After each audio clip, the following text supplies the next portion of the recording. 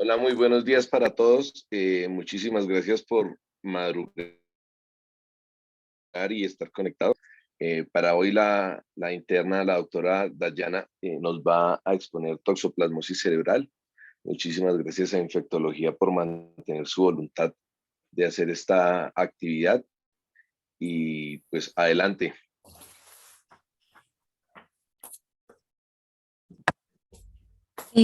Bueno, muy buenos días para todos. Como decía el doctor, mi nombre es Dayana Sánchez. Yo soy interna de la Universidad de Ciencias Aplicadas y Ambientales UTCA y en este momento estoy rotando por el servicio de neurología. El día de hoy pues vamos a hablar acerca de un tema que es bastante relevante, que como se van a dar cuenta es mucho más frecuente de lo que pensamos, y es la toxoplasmosis cerebral. Entonces, ay, ¿por qué no sigue? Un momento, porque no sé por qué no avanza la diapositiva. Listo. Entonces, la bibliografía que tuve en cuenta, pues básicamente fue esta de la Sociedad Americana de Microbiología, las guías ICSA, entre otras. Bien, entonces digamos que para entrar un poco en contexto, pues acerca de este parásito intracelular, que es el Toxoplasma gondii, pues vamos a hablar acerca de la epidemiología como tal del toxoplasma. Entonces, este parásito intracelular, digamos que tiene una incidencia bastante variable, pero siempre siendo la forma ocular y la cerebral la más prevalente. Entonces, vamos a mirar que, digamos, hay áreas como por ejemplo Latinoamérica, Europa Occidental y África, donde es mucho más prevalente. Y hay algunos estudios que hablan sobre la prevalencia de los anticuerpos en personas inmunocompetentes y van de un extremo a otro. Hay áreas donde la prevalencia es del menos del 5% en algunas partes del mundo.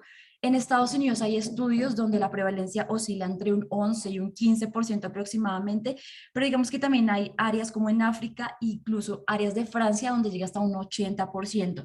Entonces, digamos que estos rangos como tal, pues van a depender mucho, digamos que de las diferencias culturales que existan en cuanto a la alimentación, a la tenencia de animales domésticos.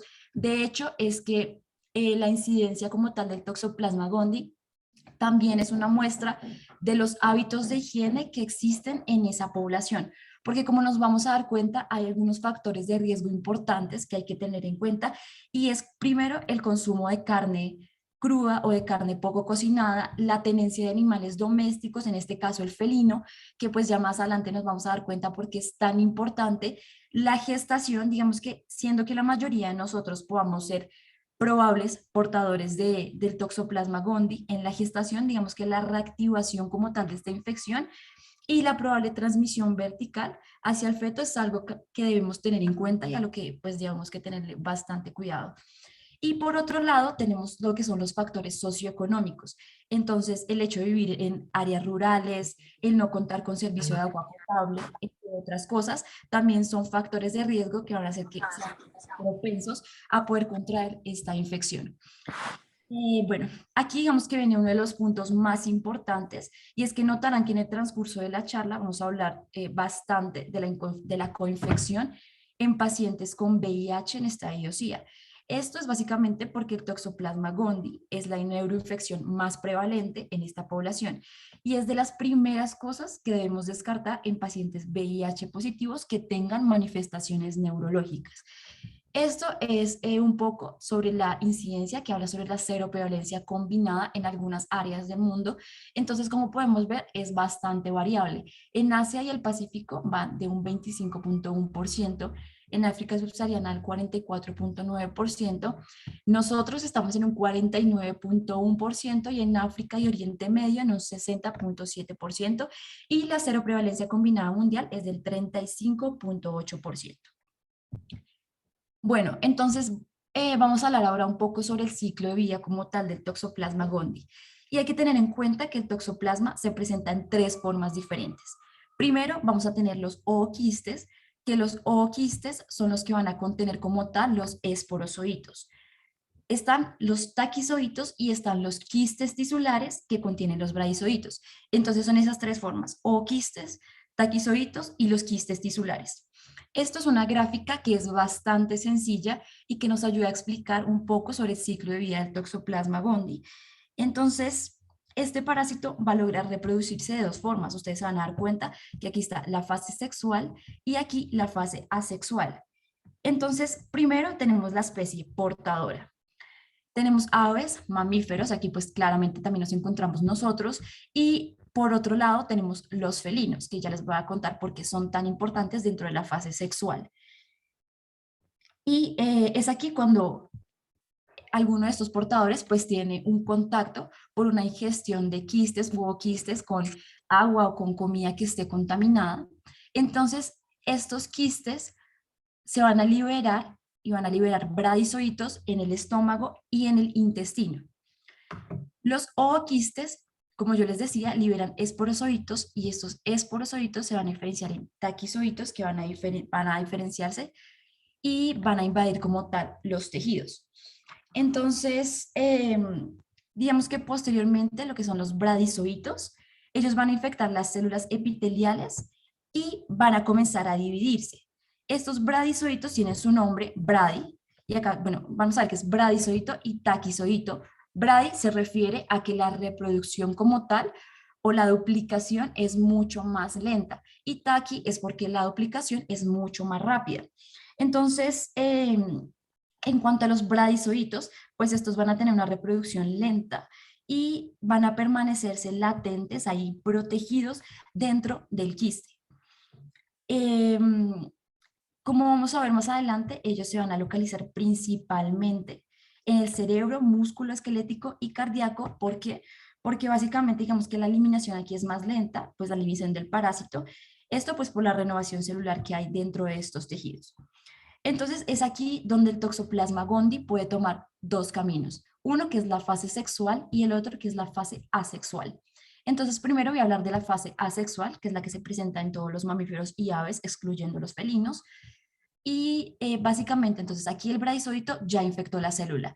Después se va a diferenciar en un taquizoito y estos taquizoitos van a invadir prácticamente cualquier tipo de célula, pero con afinidad a la que ya les había contado anteriormente.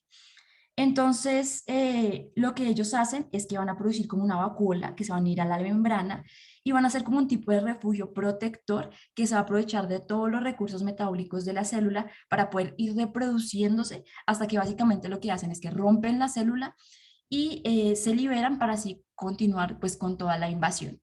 Entonces, ellos pues también pueden formar quistes tisulares, sobre todo en los tejidos que ya les había comentado, y estos quistes son importantes porque en personas inmunocompetentes, pues tenemos los de Helper 1, que son los antiparasitarios, que básicamente lo que nos van a ayudar es a que esta infección se mantenga aquí, dentro del quiste. Y es lo que vamos a llamar una infección latente, que son lo que hay en la mayoría de inmunocompetentes, porque el T1 lo que hace es básicamente retenerlos. Lo que no pasa en las personas que son inmunosuprimidas, como con VIH.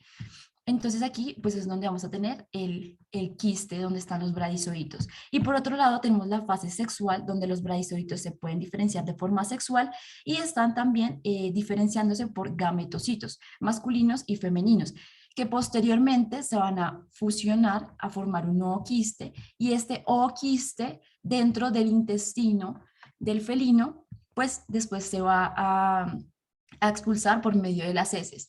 Aún no es muy claro el mecanismo por el cual únicamente, digamos que el felino se vuelve como un hospedero ideal para la reproducción sexual de este parásito. Han hecho varios estudios in vitro, pero todavía no es muy claro el mecanismo.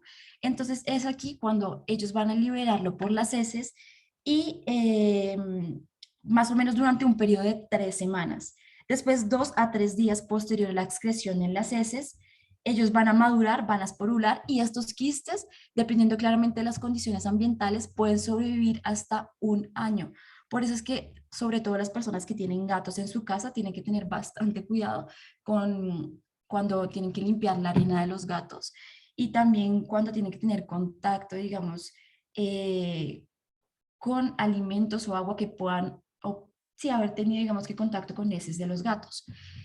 Bien, entonces aquí, pues digamos que cómo es que el toxoplasma gondii llega al sistema nervioso central.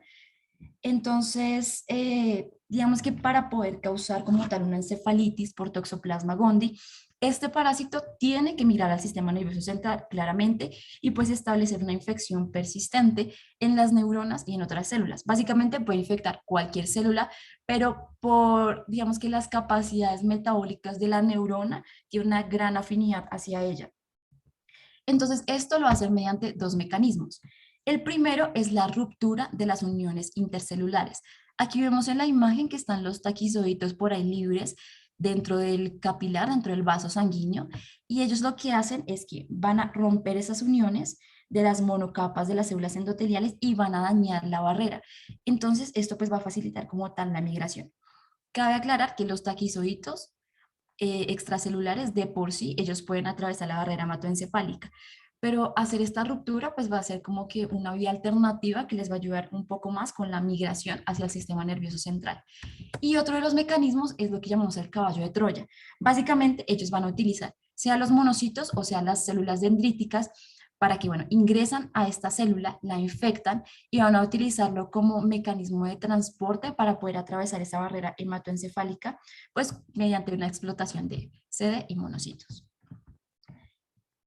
Como yo les contaba anteriormente, digamos que rara vez hay una degeneración neuronal en personas que son inmunocompetentes porque pues hay una respuesta inflamatoria, sobre todo por los TH1, que son los antiparasitarios. Ellos van a ayudar a contener como tal la proliferación y van a promover la infección latente, que es la de los quistes que yo les estaba comentando anteriormente, y pues van a prevenir como tal la reactivación del parásito. Entonces, por eso es que es muy raro ver una toxoplasmosis cerebral en un inmunocompetente. Esto pues básicamente, como les decía, la proliferación y la infección de estas células pues bueno, nos va a causar como tal una injuria renal. Aquí están todos los mecanismos inmunomoduladores, pero pues ahorita por tiempo digamos que no voy a ahondar mucho en ese tema. Bien, entonces en cuanto a las manifestaciones clínicas, son bastante variables porque básicamente cualquier manifestación neurológica dada por una lesión ocupante de espacio puede ser Toxoplasma gondii. Entonces, digamos que las manifestaciones clínicas en pacientes con encefalitis por toxoplasma pueden incluir desde un inicio subagudo como dolores de cabeza, fiebre, hemiparesia, ataxia o parálisis de nervios craneales, alteración del estado de conciencia, pero también hay pacientes que pueden presentar convulsiones, pacientes que pueden presentar rigidez, que pueden presentar coria. Eso sí, mucho menos frecuente los signos meningios. eh, Casi no se suelen presentar en pacientes con encefalitis por toxoplasma. Pero sí algo que hay que tener en cuenta, y es que realmente pues como los síntomas son altamente inespecíficos, nosotros tenemos en cuenta es una población en riesgo, a la que lo primero que le vamos a pensar es una encefalitis por toxoplasma gondii. Y como dice en este cuadro, la causa más común de lesiones de masa cerebral en personas infectadas por VIH, pues es el toxoplasma gondii. Entonces hay que tener en cuenta estas dos cosas. Primero, una persona que tenga VIH positivo, que sea IgG positivo, que tenga un recuento de CD4 menor a 200 y que nunca haya recibido una profilaxis con trimetoprim-sulfamethoxazol. Y entonces es una de las personas que tienen más riesgo de sufrir encefalitis por toxoplasma. Y por otra parte tenemos estas personas, pero que tienen un recuento menor a 100, el riesgo es mucho más alto en comparación a la anterior población, aunque igual el anterior sigue siendo alto. Bien, entonces en cuanto al diagnóstico, vamos a tener varias herramientas. Primero, la neuroimagen, ya más adelante les voy a mostrar un poco de todo el patrón que se puede presentar en toxoplasmosis cerebral, pero básicamente vamos a hablar de regiones redondas, que son isodensas o también puede ser hiperdensas, que se presentan en la unión hemisférica gris-blanca, en la sustancia blanca profunda, ganglios basales, y que con contraste pueden presentar un patrón que vamos a hablar de patrón en anillo, nodular o también homogéneo. Por otra parte, pues tenemos la reacción en cadena de polimerasa del ADN del toxoplasma en líquido cefalorraquídeo, que es muy específico, pero es menos sensible, entonces casi nunca lo utilizamos. Claramente, pues el más específico y sensible, la biopsia, y Otra forma de poder, digamos que diagnosticar es cómo el paciente que nosotros sabemos que tiene alto riesgo, que eran los que yo les había contado anteriormente, le iniciamos un tratamiento empírico y si este paciente responde al tratamiento, podemos decir que pues tiene un diagnóstico presuntivo. Además de que también de que responda al tratamiento, tenga los factores de riesgo que ya les conté, pues tenga una o más lesiones con realce, pues características del Toxoplasma gondii. Entonces, bueno, esta respuesta, había olvidado decirles, tiene que ser más o menos dentro de 10 a 14 días para poder establecer el diagnóstico. Entonces aquí hay una de las imágenes que básicamente todo este es el espectro neuroradiológico que encontramos en personas con VIH y toxoplasmosis cerebral, que es bastante amplio. Entonces, por ejemplo, en esta imagen vamos a ver una lesión en anillo con todo un edema perilesional. En esta, por ejemplo, una lesión nodular, aquí una lesión en un TAC simple, con una lesión expansiva que nos va a hacer también un efecto de masa.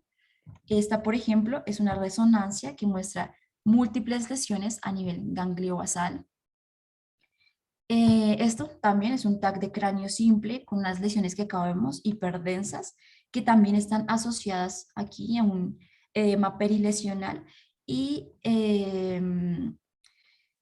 que pues también como son hiperdensas, en un estudio histopatológico que se hizo después de estas lesiones, se dieron cuenta de que era una toxoplasmosis cerebral hemorrágica.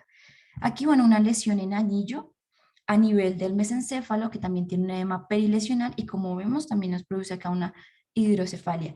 Y este, que es un corte sagital en T1, con una lesión en anillo, que también acá está en todo el cuerpo calloso. Listo. Entonces, en cuanto al diagnóstico, pues este es un algoritmo propuesto para el caso para el manejo, perdón, de casos sospechosos de Toxoplasma gondii en pacientes con VIH, ya en estadio SIDA. Entonces, esto pues digamos que es una guía, pero pues cabe resaltar que es importante individualizar cada caso. Entonces, primero, tenemos un paciente que tiene VIH, ¿listo? Y que tiene manifestaciones neurológicas. Como les decía, son bastante inespecíficas. Entonces, hay pacientes, por ejemplo, que solo presentan bradylalia o bradypsiquia, o pacientes que presentan alteración del comportamiento, que una vez sí alcanzamos también a tener uno y tenía toxoplasmosis. Pero entonces, sobre todo aquí lo que vamos a tener en cuenta es el grupo, digamos, etario de riesgo. Y entonces tenemos este grupo, lo que vamos a hacer es que vamos a tomar una neuroimagen, pues ojalá fuera una resonancia, ¿no? Pero vamos a empezar primero con un ATAC. Entonces, la ATAC, pues vamos a mirar, pues con o sin contraste puede ser que nos muestre como tal lesiones expansivas. Es aquí cuando entonces vamos a empezar como tal el tratamiento para Toxoplasma gondii, que ya les voy a contar un poco sobre el tratamiento, y vamos a hacer los anticuerpos IgG para Toxoplasma y la PCR de Toxoplasma gondii en sangre periférica. Entonces, si hay una alta probabilidad de poder descartar como tal el diagnóstico o que sea un diagnóstico alternativo, vamos a hacer más estudios.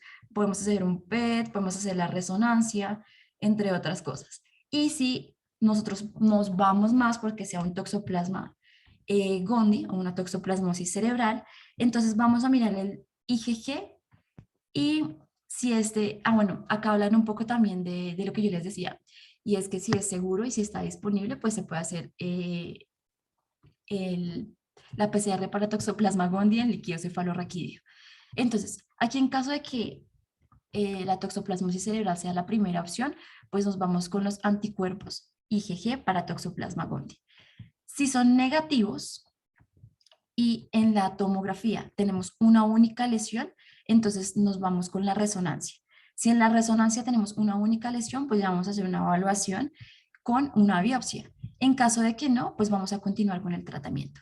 Aquí, pues si es positivo, vamos a empezar el tratamiento como lo que les decía. La idea es mirar si hay una respuesta clínica y radiológica en los 10 a 14 primeros días. Si hay una respuesta, entonces vamos a completar el tratamiento por 6 meses. Si no hay una respuesta, entonces vamos a ir nuevamente a una biopsia para poder mirar todos los diagnósticos alternativos. Entonces, estos son los diagnósticos diferenciales que podemos encontrar en en los pacientes, digamos que pueden excluir como tal la encefalitis por Toxoplasma gondii. El primero es el linfoma primario del sistema nervioso central, también la TBC, un tuberculoma, un absceso tuberculoso, el absceso cerebral piógeno, el criptococoma, la cisticercosis y con menor frecuencia pues el neurolubes y la infección por citomegalovirus. Bien, entonces pues aquí va a hablar un poco sobre el tratamiento y el pronóstico. Esto sobre todo pues lo que les decía en pacientes que em, digamos que hacen parte de este grupo de riesgo. Entonces la indicación aquí es IgG positiva, pacientes, aquí hablan de CD4 menor a 100, pero también hay otras guías que hablan de CD4 menor a 200. Aquí pues vamos a iniciar entonces el, el tratamiento, pero esto es más profiláctico, con trimethoprim sulfamethoxazol, una dosis diaria. Y aquí pues tenemos otras opciones alternativas como dapsona más pirimetamina, y acá pues siempre que vamos a utilizar la pirimetamina, el leucoburin es el ácido folínico, siempre se tiene que utilizar por lo de la pues, supresión medular que se produce por la disminución como tal del ácido fólico o de los folatos.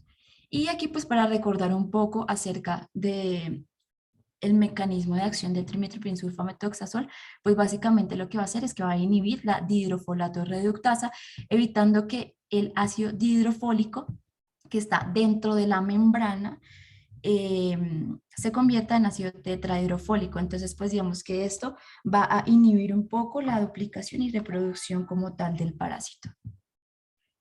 Este entonces ya es el tratamiento como tal para la infección aguda y crónica por toxoplasmosis cerebral. Entonces, primero pues vamos a tener la pirimetamina, que es como la base y que se va a titular de acuerdo al peso del paciente, si pesa menos de 60 o si pesa más de 60.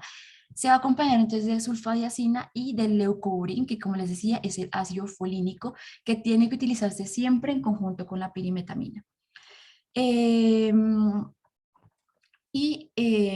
como les decía, la idea es que este tratamiento se utilice alrededor de 6 semanas y que podamos ver respuesta tanto radiológicamente como clínicamente.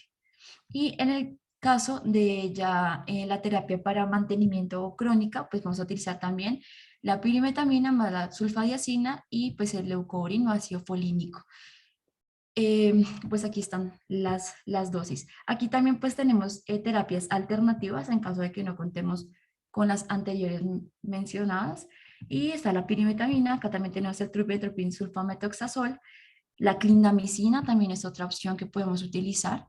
Entonces, también para recordar un poco acerca del mecanismo de acción de la pirimetamina, pues lo que va a hacer es que básicamente también va a inhibir lo que es la hidrofolato reductasa. Es un mecanismo de acción muy parecido a lo que tiene el trimethoprim sulfamethoxazol.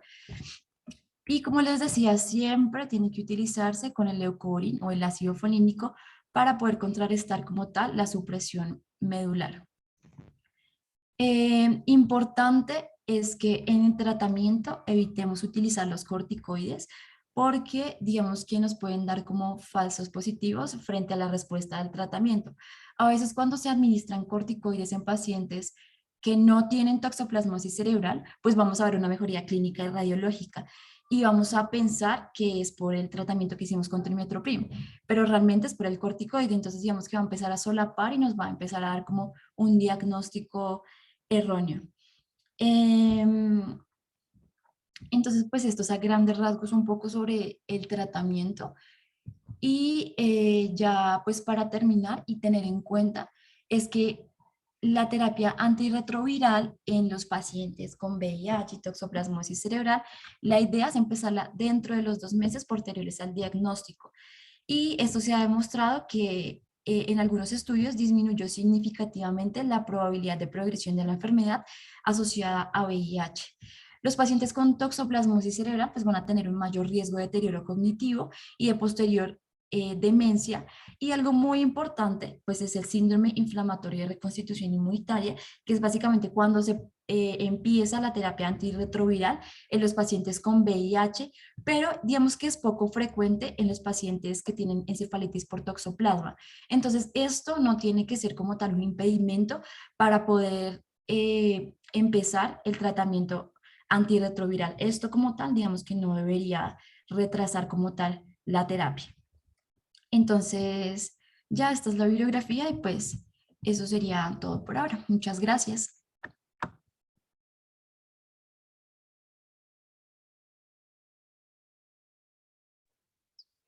Dayana, muy bien, muchísimas gracias por tu colaboración obligada.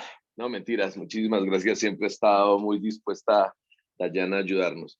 Doctora Adriana, muy buenos días. Como siempre, empiezo a preguntar.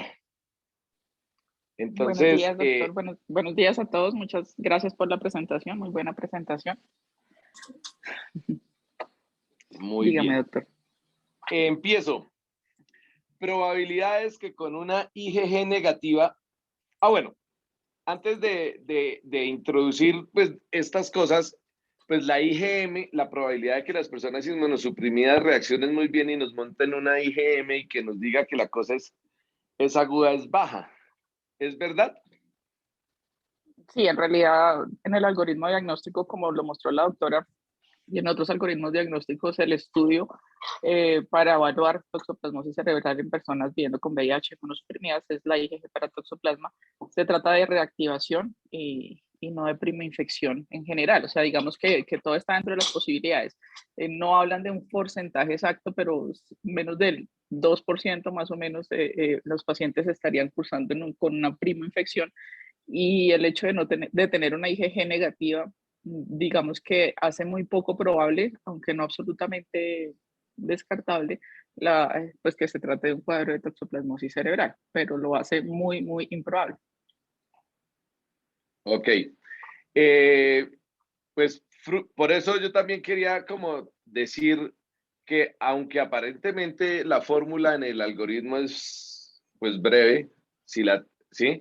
Pues no siempre tenemos todos los requisitos que nos pide el algoritmo.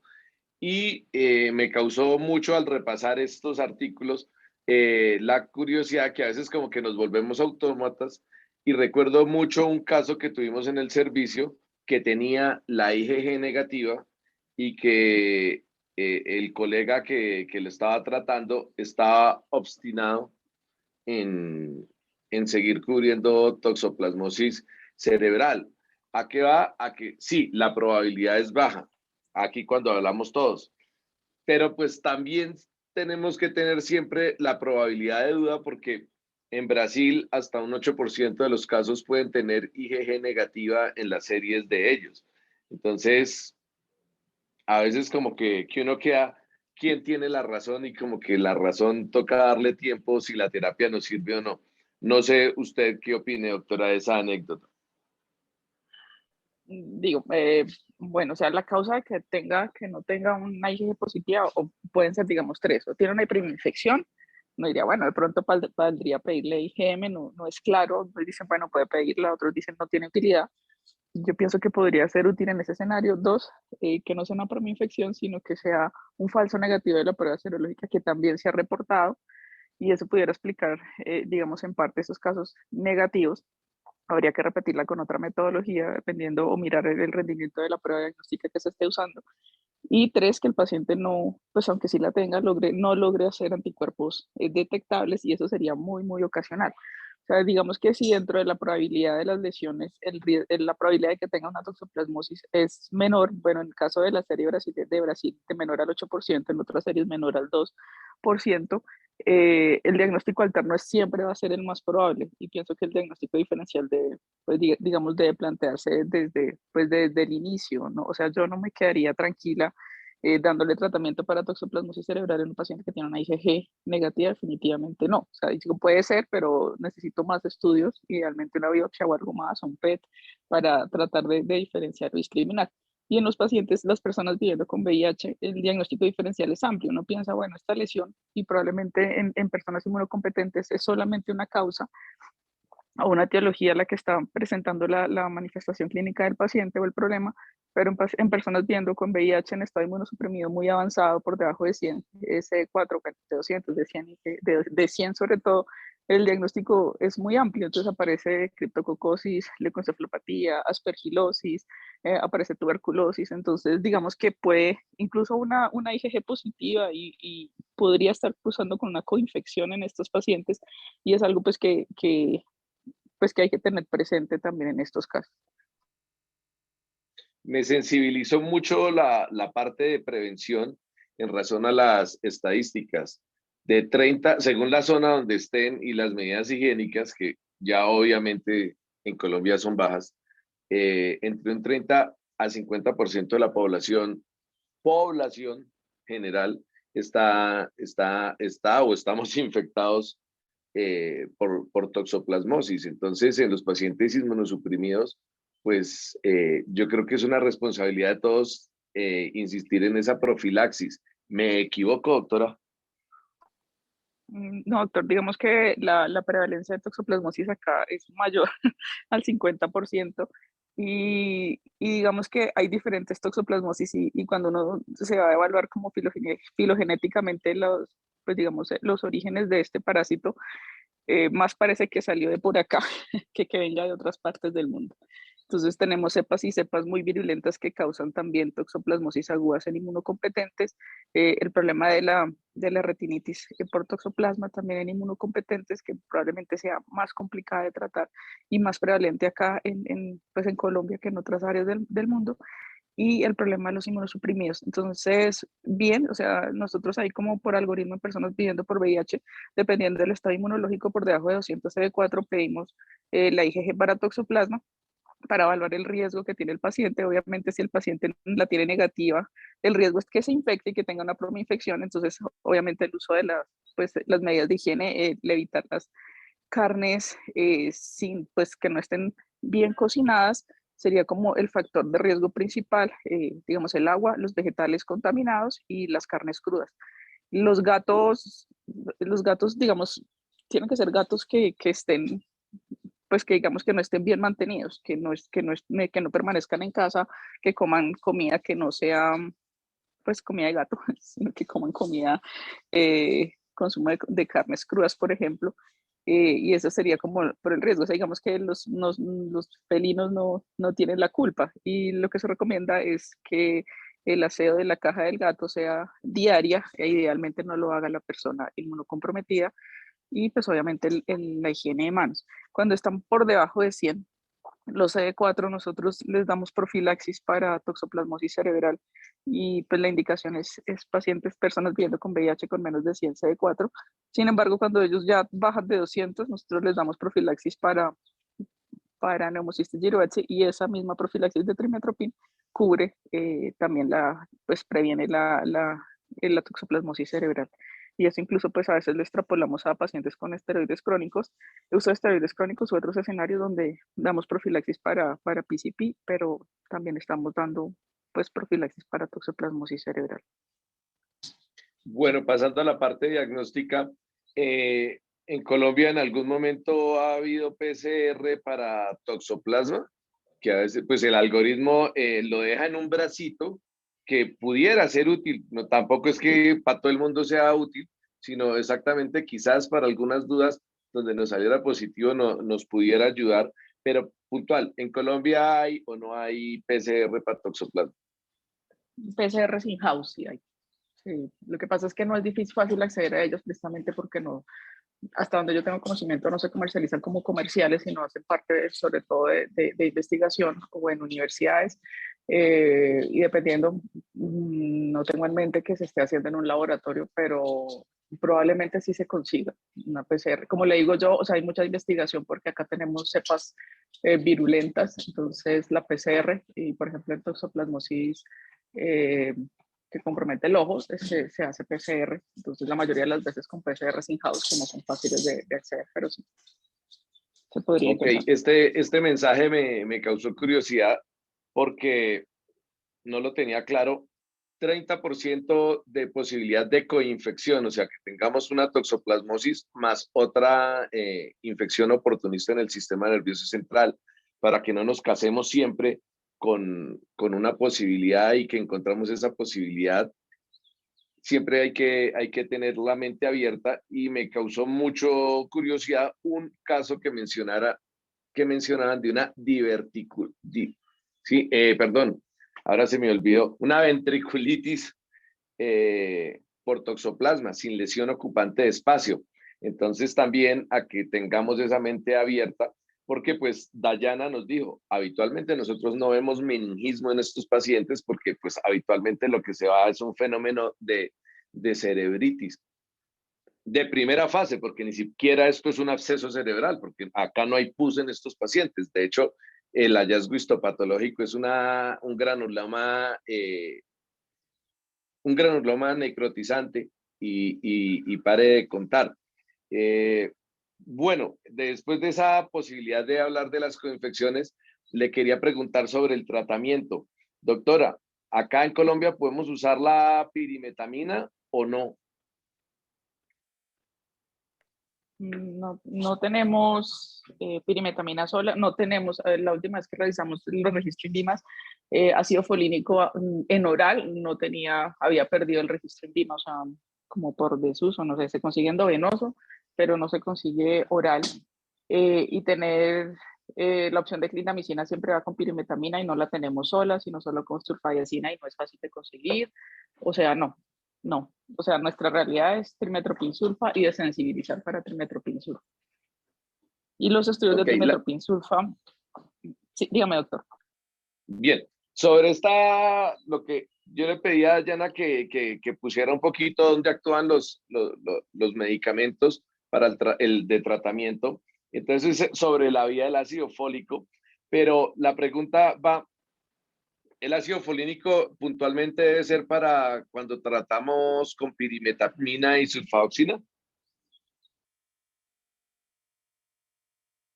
No, digamos que el ácido folínico debía ser la terapia de elección para toxicidad también por trimetoprim sulfa y siempre debe ir en los tratamientos en los que, pues en los que estamos utilizando sulfadiazina o pirimetamina, pues también digamos que estaría indicado su uso y pues digamos que la idea es que el ácido fólico requiere más pasos metabólicos para llegar a su sitio de acción. Hay pues, cierta evidencia, algunos que dicen que dar ácido fólico podría, digamos, disminuir el efecto terapéutico que tuvieran estas moléculas sobre su acción en el toxoplasma. Y necesita como 4 mecanismos, pasos enzimáticos adicionales para llegar digamos, a hacer su actividad. O sea, digamos, son molecularmente, estructuralmente muy parecidos, pero el ácido folínico llega como en un paso 4 veces más avanzado para llegar digamos, a su sitio de acción, que lo que requiere hacer es el metabolismo del ácido fólico. Entonces, idealmente también sería ácido folínico, pero no lo tenemos. Entonces, algunos dicen en trimetoprim sulfa lo podemos dar a una dosis, la dosis que usamos en toxoplasmosis cerebral no es una dosis tan alta, es una dosis de 5 miligramos por kilogramo basado en trimetoprim cada 12 horas. Y el seguimiento a eso, a la aparición de toxicidad, estaría indicado en la adición de ácido folínico o en su efecto, si no lo hay, o no lo hay actualmente, ácido fólico. ¿Qué dosis suele recomendarse de ácido fólico? Eh, no sé, uno, dos, no, la verdad no, dicen como leucovorin 10 a 25 miligramos y en ácido fólico lo que empezamos es 1 o 2 miligramos en esos casos. No, la verdad no tengo, digamos que haya recomendación de una dosis más alta, no. No, el problema es que probablemente la efectividad del trimetoprim también está en juego, entonces por eso se inicia dosis bajas y recomiendan no iniciarlo en todos los pacientes, sino esperar si hay necesidad de hacerlo o no. Ok, y finalmente, en cuanto a la duración del tratamiento, pues estamos hablando que la toxoplasmosis cerebral habitualmente son múltiples lesiones ocupantes de espacio. Ya Yana nos explicó que cuando había una única lesión, pues que pensáramos mal porque pudiera haber alguna otra posibilidad diagnóstica alterna. Entonces, la pregunta es, listo, le ponemos el tratamiento. ¿Usted no cree que a veces somos muy paternalistas en la duración que hacemos? ¿Por qué? Pues el tratamiento va por 6 semanas, pero pues a veces nos quedamos mucho tiempo con el paciente acostado mirando las posibilidades. ¿No tiene usted esa percepción a veces subjetiva que nos quedamos con nosotros, los neurólogos, con el paciente más de la cuenta. De hecho, si el tratamiento se puede dar hasta vía oral. Sí, cuando va uno a los estudios del trimestoprim sulfa, esos estudios se hicieron con vía oral desde el inicio. La biodisponibilidad de la molécula en presentación oral es del 100%. Digamos que, sin embargo, obviamente la parte inicial del diagnóstico diferencial y la imagen de control o, digamos, la evolución para evaluar que vamos a considerar que sea un diagnóstico probable y continuar el tratamiento, pensaría yo que las 2 primeras semanas sí son importantes de la vigilancia neurológica en estos pacientes, de la vigilancia y del control imagenológico. El tratamiento normalmente casi no, pues yo nunca lo he extendido de 6 semanas. Igual estos pacientes normalmente inician terapia antirretroviral o deben iniciar terapia antirretroviral las siguientes 2 semanas al inicio del tratamiento y luego de las 6 semanas van a quedar con una profilaxis, pues un mantenimiento secundario en esos casos. Pero pues pienso yo, el tratamiento se pudiera dar vía oral, el problema es como mirar si requiere estar hospitalizado para evaluar diagnósticos alternos y para evaluar también la posibilidad de que de que mirar si la evolución en las imágenes es la adecuada para considerar que ese es el diagnóstico más probable. Bueno, de mi parte no hago más preguntas. No sé si alguien de los asistentes tenga alguna duda, porque nos quedan justo 3 minutos para hacerlas para cumplir el horario que tenemos pautado. Felicidades por la presentación, excelente, muy práctico. Muchas gracias por todo, buen día.